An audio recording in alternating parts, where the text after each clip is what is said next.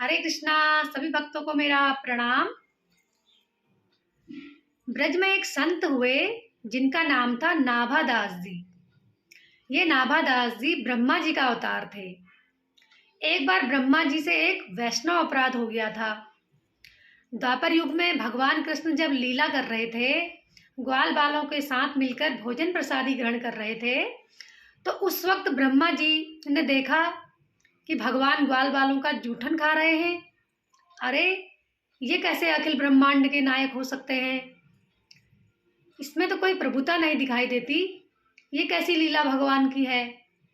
ये भगवान नहीं हो सकते।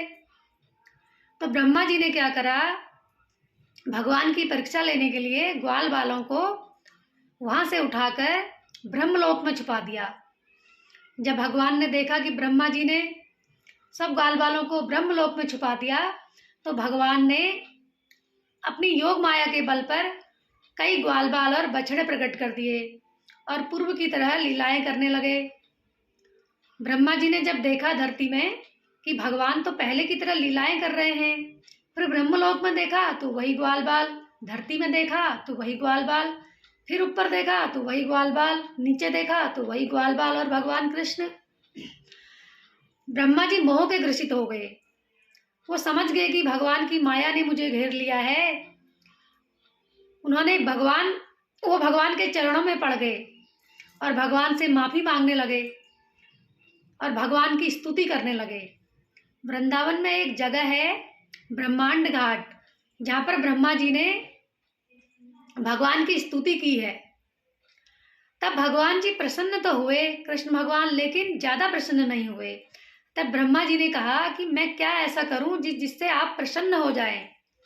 तो भगवान कृष्ण बोले, ब्रह्मा, अगर मेरे प्रति तुमने अपराध किया होता तो मैं माफ कर देता, लेकिन तुमने जो है मेरे भक्तों के प्रति अपराध किया है और भक्तों के प्रति अपराध किए हुए व्यक्ति को मैं क्षमा ही नहीं करना चाहता। तो ब्रह्मा जी ने कहा कि मैं क्या करूं, कैसे आप मानोगे? तो भगवान ने कहा कि मेरे भक्तों का गुणगान करो।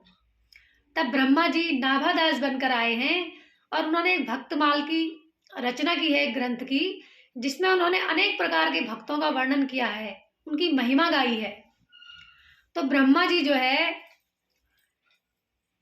नाभादास बनकर आए हैं। यूं लंबी लंबी उनकी जटाएं थी और इनका नियम था नित्य प्रति ब्रज 84 कोस की परिक्रमा ये करते थे।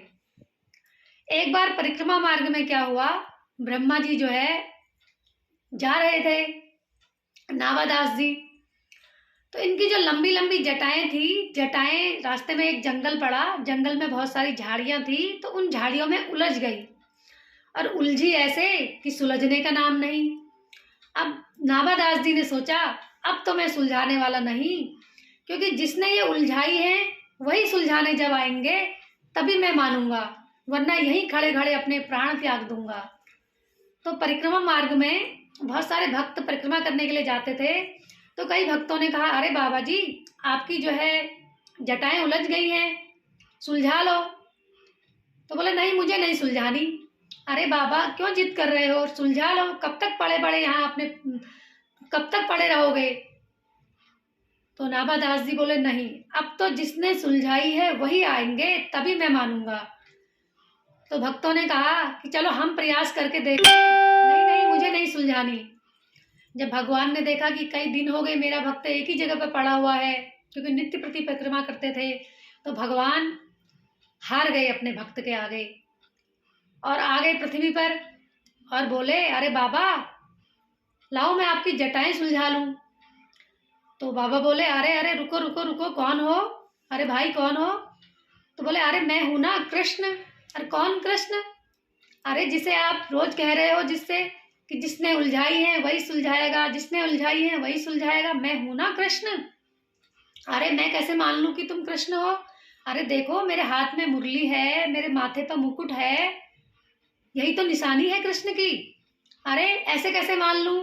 ऐसे तो ब्रज में कई बच्चे कृष्ण बन के घूमते रहते हैं, हाथ में मुरली लेकर, सर में जो है मोर मुकुट धारण करके कहते हैं, मैं कृष्ण हूँ, मैं कन्हैया हूँ, मैं ही मुरलीधर हूँ, मैं ही गिरधर हूँ। ऐसे कैसे मान लूं? कोई प्रमाण पत्र है तुम्हारे पास? कोई प्रूफ है? तो कन्हैया बोले, हद कर रहे हो बाबा, क्या मुझे भी प्रमाण पत्र लेकर घूमना पड़ेगा कि मैं भगवान हूँ, मैं कृष्ण हूँ? नाभादास जी बोले नहीं नहीं, ऐसे नहीं चलेगा, फिर जाओ। तो कृष्ण भगवान बोले अच्छा ठीक है, मैं यशोदा मैया को लेके आ जाता हूँ, वो आपको प्रमाणित कर देगी कि यही मेरा लाला है, तब तो मान जाओगे ना। तो बाबा बोले नहीं नहीं, ऐसे भी नहीं चलेगा। फिर कैसे चलेगा, मैं क्या करूं जिससे कि आप मान जाएं कि मैं ही कृष्ण हूं? तो बाबा जी बोले जब तक हमारी किशोरी जी आकर तुमको प्रमाणित नहीं कर देंगी कि यही मेरे प्राण वल्लभ कृष्ण हैं, तब तक मैं नहीं मानूंगा। कन्हैया तो सब जानते ही थे, अनजान थोड़े ही थे, लेकिन भक्त के मुंह से कहलवाना चाह रहे थे। तो भगवान जाते हैं निकुंज में और राधा रानी जी से कहते हैं अरे चलो चलो चलो। अरे कहाँ चलना है? अरे एक भक्त है ना, जिद पे अड़ा हुआ है, हमको हमारा प्रूफ मांग रहा है, हमसे हमारा प्रूफ मांग रहा है, कह रहा है कि प्रमाणित करके दिखाओ कि तुम कृष्ण हो। अब मैं कैसे प्रमाणित करूं कि मैं ही कृष्ण हूं? क्योंकि मेरा जो प्राण है वो तो तुम हो, और मुझे प्रमाणित करने वाली, मुझे उबारने वाली भी तुम ही हो, इसलिए तुम मेरे साथ चलो। तो सोचो, सबको उबारने वाले हैं कृष्ण, और कृष्ण को भी उबारने वाली जो है वो है हमारी राधा रानी।